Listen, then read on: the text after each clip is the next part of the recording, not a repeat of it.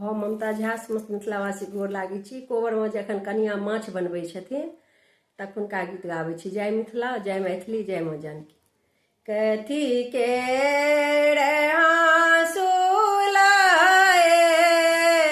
माछ बनाबथि हे नब सुंदर दुलहीन। कथी के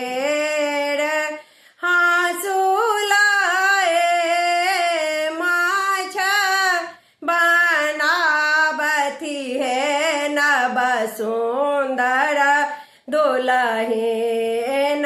कथी केरा बेटा लागल हे नब सुंदर दुलहीन।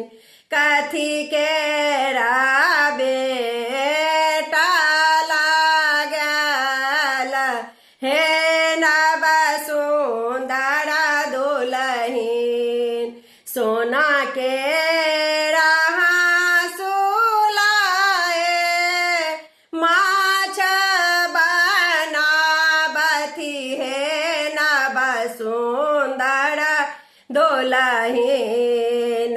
सोना के हाँसुलाए माछ बनाबथि हे नब सुंदर दुलहीन।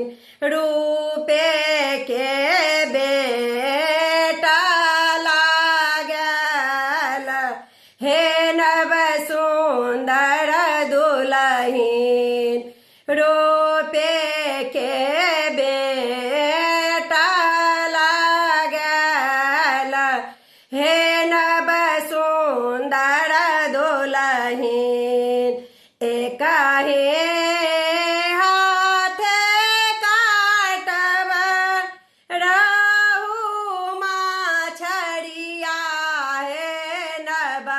सुंदर दुलहीन। एके हाथे काटब सुहबे रहू माछड़िया हे नब सुंदर दुलहीन। सखी साबा देती नहीं तागार हे नब सुंदर दुलहीन।